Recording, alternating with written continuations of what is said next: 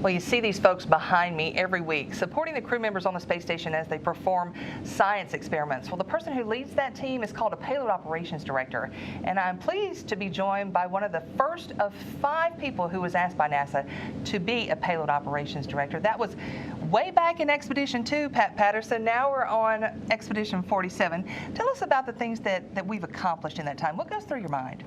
Well, first and foremost is the amount of science that we've accomplished and the amazing people both here and across the world that have helped us enable that science.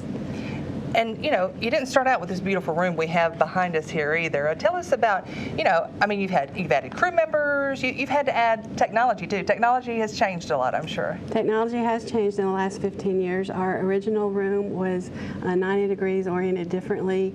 We did not have our nice big video wall. Our computers were not state of the art. Our communications, we were only dealing with Houston mostly at the beginning. Now we interact with the European Space Agency, the Japanese Space Agency, JAXA, and all of our payload developers across the globe. So communication has improved a lot as well.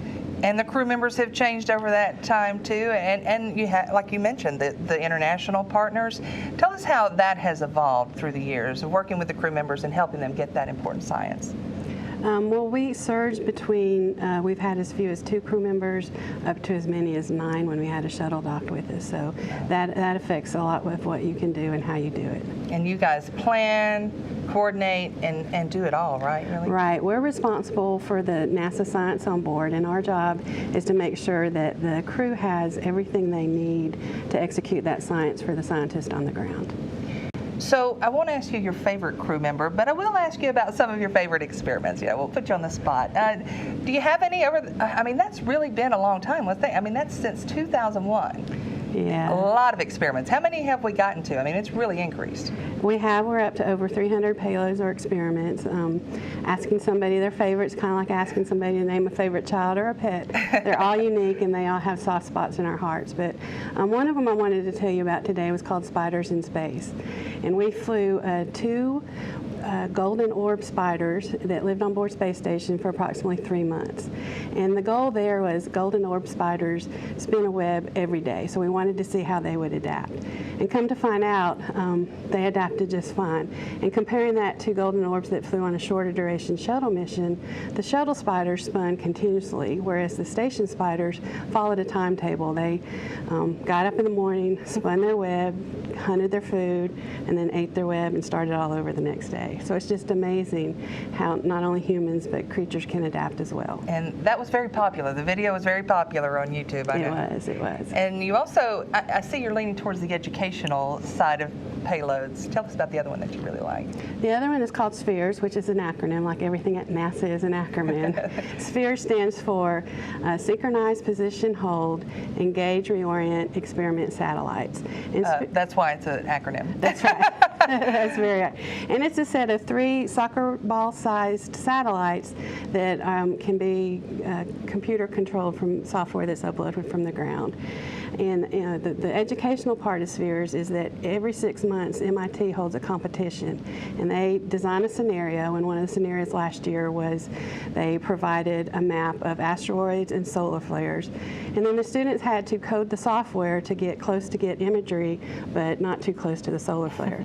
So the finalists actually go to MIT. They sit in a big conference room. They have on their big screen in their conference room the satellites operating with the crew there, and the crew's there scoring it. And at the end, there's one team that wins. So it's really a neat thing for us to get to see that interaction and excitement that's generated. And you're kind of the behind the scenes in that. You get them ready for that. We are. But the other cool thing about SPHERES is it's not just an educational payload, it's also a tech demo payload. Over the years, it's been on board since increment 13. And over the years, we've flown different batteries to help with the power system. We've flown a smartphone to help with the command and data handling system. We've flown goggles to help with the imagery system. One great inventive mind on the Earth thought about, they sent up hardware that connected 2 spheres with a chamber in the middle that could hold liquid, and they would move the spheres and see how the liquid sloshed. So we were studying the slosh effect, and also every action has an equal and opposite reaction effect. That is so interesting. And I know a lot of times when people ask you about the Payload Operations Integration Center, you always talk about the people. What has that meant to you over the years? It's just an experience that is very hard to describe. The people, it's not just the people in Huntsville or just the people in Houston. It's the people in the other control centers in Moscow, in Scuba, Japan, in Oberpfaffenhofen, Germany, and all of the payload developers across the world. We're all working towards expanding our knowledge base and going for the discovery and learning new things that'll help all of us go beyond low Earth orbit.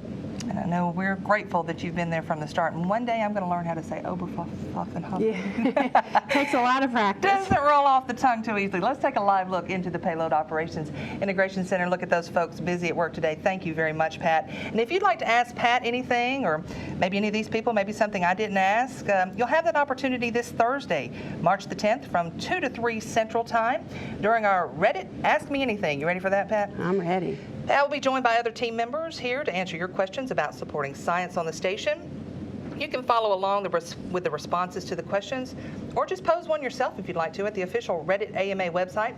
That's www.reddit.com/r/LAMA.